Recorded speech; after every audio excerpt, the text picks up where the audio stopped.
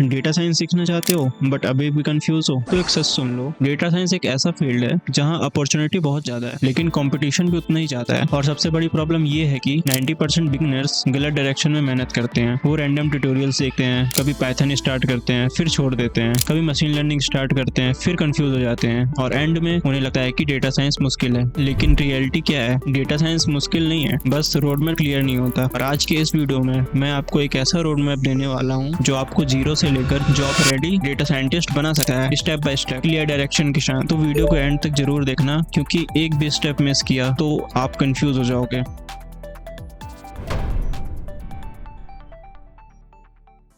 तो सबसे पहले एक बेसिक सवाल, डेटा साइंस क्या होता है? सिंपल लैंग्वेज में समझते हैं। डेटा साइंस का मतलब डेटा को यूज करके इनसाइट्स निकालना और फ्यूचर प्रेडिक्ट करना। मान लो आप नेटफ्लिक्स यूज करते हो, नेटफ्लिक्स आपको मूवी रिकमेंड करता है कि आपको कौन सी मूवी पसंद आएगी। ये कैसे होता है? डेटा साइंस के थ्रू। अमेजोन आपको प्रोडक्ट सजेस्ट करता है कि आप कौन सा प्रोडक्ट खरीद सकते हो। ये कैसे होता है? डेटा साइंस के थ्रू होता है। इंस्टाग्राम आपको रील दिखाता है जो आपको पसंद आता है। आपने ये भी नोटिस किया होगा कि आपके मूड के हिसाब से आपको रील भी सजेस्ट होता है। तो ये सब कैसे होता है? ये सब डेटा साइंस के थ्रू ही होता है। मतलब डेटा साइंस का काम है डाटा को समझना, पैटर्न निकालना और प्रेडिक्शन करना। और इसी वजह से ये स्किल फ्यूचर प्रूफ है। Got it? Now move to the main point. Start कैसे करें? How to start data science, जिसके अंदर सबसे पहला स्टेप होता है कि आप एक प्रोग्रामिंग लैंग्वेज को पकड़ो। सबसे पहले आपको एक प्रोग्रामिंग लैंग्वेज में कमांड होना बहुत जरूरी है, जिसमें मैं आपको पर्सनली रिकमेंड करूंगा कि हमें डेटा साइंस पाइथन के थ्रू सीखना चाहिए। और आपको 90% डेटा साइंटिस्ट पाइथन ही रिकमेंड करेंगे। रीजन क्या है? इसके बहुत सारे रीजन है। पहला, वेरी पॉपुलर। आज के टाइम में पाइथन बहुत पॉपुलर है। Second, it is easy to learn. Third, good resources.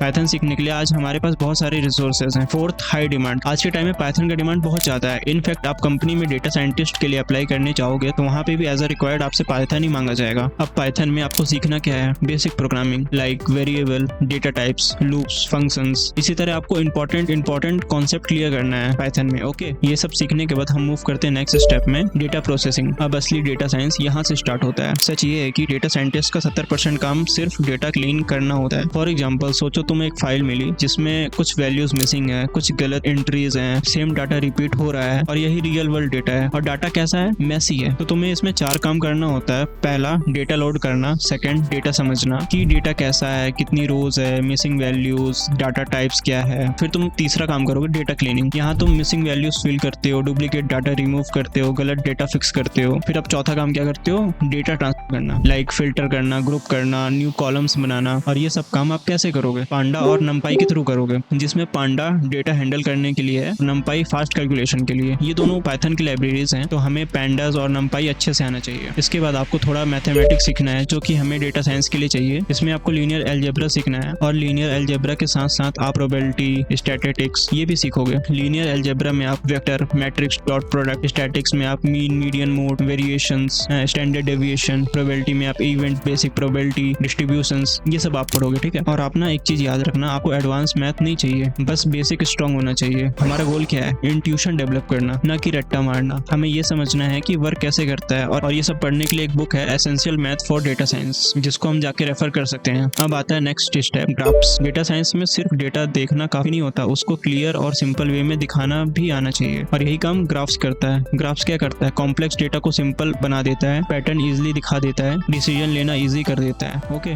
For example मैं तुम्हें नंबर्स का टेबल दिखाऊं, समझने में टाइम लगेगा, लेकिन वही डाटा मैं तुम्हें अगर ग्राफ में दिखाऊं तो तुम्हें 1 सेकंड में समझ में आ जाएगा। इसके अंदर 2 इंपॉर्टेंट पाइथन लाइब्रेरीज हैं जिनको हमें अच्छे से करना होता है, दैट इज मैटप्लॉटलिब और सीबॉर्ड। ये दोनों को हमें अच्छे से करना है और हम दोनों को एक साथ में भी यूज कर सकते हैं। प्लस हमें पावर बीआई और टैब्लू के बेसिक्स भी आने चाहिए ताकि आप इंटरेक्टिव डैशबोर्ड बना सको। पावर बीआई या टैब्लू दोनों में से आप कोई भी एक पिक कर सकते हो, जरूरी नहीं कि हमें दोनों आना चाहिए। एक बार आपने ये सब चीजें कर ली, देन आई वुड रिकमेंड कि आप ट्रांजिशन करो मशीन लर्निंग की तरफ। अब आता है मेन गेम। यहाँ से डेटा साइंस इंटरेस्टिंग नहीं, पावरफुल हो जाता है, क्योंकि अब तुम सिर्फ डेटा एनालाइज नहीं करोगे बल्कि फ्यूचर प्रेडिक्ट करोगे। बट मशीन लर्निंग होता क्या है? सिंपल लैंग्वेज में मशीन को डेटा देकर उसे पैटर्न सिखाना और फिर उससे प्रेडिक्शन करवाना। अब इसमें आपको 2 टाइप मिलेंगे, सुपरवाइज्ड लर्निंग और अनसुपरवाइज्ड लर्निंग। सुपरवाइज्ड लर्निंग, इसमें मशीन को लेवल डाटा दिया जाता है, मतलब इनपुट भी पता होता है, आउटपुट भी पता होता है। मशीन का काम होता है पैटर्न सीखना और फ्यूचर प्रेडिक्ट करना। इसको हम सिंपल एग्जांपल के थ्रू समझ सकते हैं। For example student result prediction, इसमें इनपुट में आपके पास क्या है, स्टूडेंट हावर्स, अटेंडेंस, आउटपुट आपके पास क्या है, पास और फेल। इसमें मशीन क्या करता है, प्रेडिक्ट करता है स्टूडेंट पास होगा या फेल। सेकंड है अनसुपरवाइज्ड लर्निंग, इसमें मशीन को सिर्फ डेटा दिया जाता है, आउटपुट नहीं बताया जाता, मशीन खुद पैटर्न ढूंढता है। इसको भी एक सिंपल एग्जांपल के थ्रू समझते हैं। फॉर एग्जांपल नेटफ्लिक्स रिकमेंडेशन, इसमें इनपुट में सिर्फ वो आपकी एक्टिविटी को ट्रैक करेगा, जैसे तुम क्या देखते हो, किस टाइप की मूवी पसंद है, फिर वो तुम्हारे जैसे यूजर ढूंढता है और चेक करता है जो तुमने नहीं देखा, फिर वही चीज तुम्हें रिकमेंड करता है। एक्चुअली इसमें क्या होता है, मशीन खुद से पैटर्न ढूंढता है। और ये सब सीखने के लिए टूल जो तुम यूज करोगे दैट इज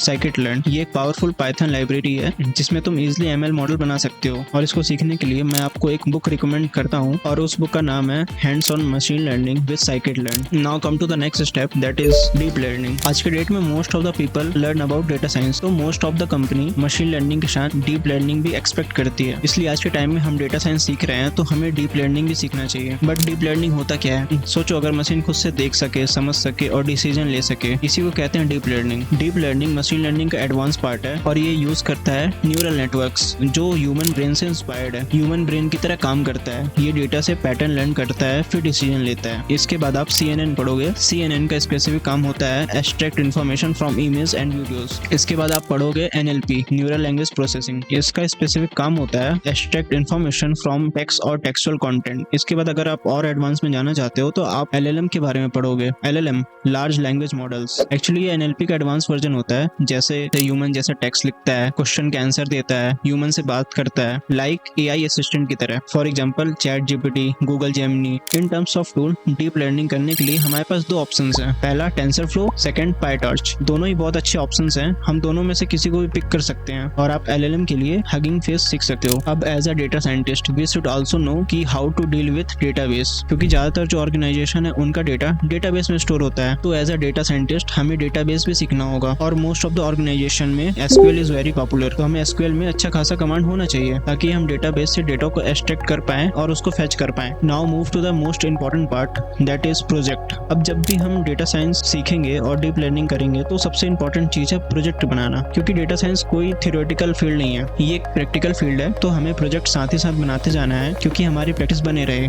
न कि आपने सब कुछ पढ़ लिया बट एट द एंड आपको कुछ आता ही नहीं है। इसलिए प्रोजेक्ट सबसे ज्यादा जरूरी है। अब कुछ एडिशनल चीजें आप लोगों को आना चाहिए, जैसे आपको गिट में कैसे कोड को पुश करते हैं ये आना चाहिए। उसी के साथ आपको आना चाहिए कैसे डिप्लॉय करेंगे अपनी एप्लीकेशन को। अगर आपको वेब डेवलपमेंट आता है तो आप उसके हेल्प से भी आप डिप्लॉय कर सकते हो, या फिर हम फ्लास्क या फिर फास्ट API इसको भी सीखकर हम इसकी हेल्प से डिप्लॉय कर सकते हैं। एक स्ट्रीमलीट नाम का बहुत बढ़िया टूल होता है जो कि आप लोगों के लिए वेब ऐप बनाना एकदम आसान बना देता है, या फिर आप हगिंग फेस के थ्रू भी कर सकते हो। इसके बाद एक सवाल और आता है, क्या हमें DSA डेटा स्ट्रक्चर करना चाहिए अगर हम डेटा साइंस सीख रहे हैं? तो मेरा आंसर होगा यस। आपको कम से कम बेसिक नॉलेज तो होना चाहिए, कम से कम टाइम कॉम्प्लेक्सिटी का आइडिया होना चाहिए, स्पेस कॉम्प्लेक्सिटी का भी आइडिया होना चाहिए। आपको पता होना चाहिए टाइम कॉम्प्लेक्सिटी क्या है, स्पेस कॉम्प्लेक्सिटी क्या है, जो कि हमें एल्गोरिथम को ऑप्टिमाइज करने के अंदर और ज्यादा हेल्प करते हैं, क्योंकि टाइम का काफी रोल होता है डेटा साइंस में। और लास्ट में बस एक बात याद रखना, डेटा साइंस कोई ओवरनाइट सक्सेस वाली स्किल्स नहीं है, ये एक जर्नी है जिसमें कंफ्यूजन भी होगा, मिस्टेक भी होगा और कभी कभी लगेगा कि ये मेरे से नहीं होगा। लेकिन सच क्या है, हर एक डेटा साइंटिस्ट एक्चुअली यही फेज से गुजरा हुआ है। तुम भी कभी पाइथन में अटकोगे, कभी एरर सॉल्व नहीं होगा, कभी मॉडल का आउटपुट गलत आएगा और तब तुम्हें लगेगा शायद मैं इसके लिए बना ही नहीं हूँ। पर वही मूवमेंट होता है जहाँ से रियल लर्निंग स्टार्ट होता है। हम सब फास्ट रिजल्ट चाहते हैं, लेकिन लर्निंग स्लो प्रोसेस है। डेली 1% इंप्रूवमेंट ही फ्यूचर में 100% रिजल्ट देता है। इसीलिए रैंडम चीजें मत सीखो, कंपेयर मत करो और सबसे इंपॉर्टेंट कंसिस्टेंट रहो। मैं आपको फाइनल मैसेज यही दूंगा, आज से स्टार्ट करो, छोटा स्टार्ट करो, लेकिन रुकना मत, क्योंकि एक दिन आएगा जब तुम पीछे मुड़ के देखोगे और कहोगे अच्छा हुआ मैंने गिव अप नहीं किया। और वही दिन होगा जब तुम सिर्फ लर्नर नहीं एक डेटा साइंटिस्ट बन चुके होगे। और एट द एंड मैं आपसे यही कहना चाहूंगा, अगर आपको और भी कोई डाउट हो तो आप डेफिनेटली कमेंट बॉक्स में मुझसे पूछ सकते हो, और मुझसे कनेक्ट भी करना है तो आप मुझे इंस्टा में फॉलो कर सकते हो। This is my Instagram mister code lock. मिलते हैं अब इसी तरह किसी दूसरी वीडियो में, तब तक के लिए बाय। और हाँ, पढ़ते रहना।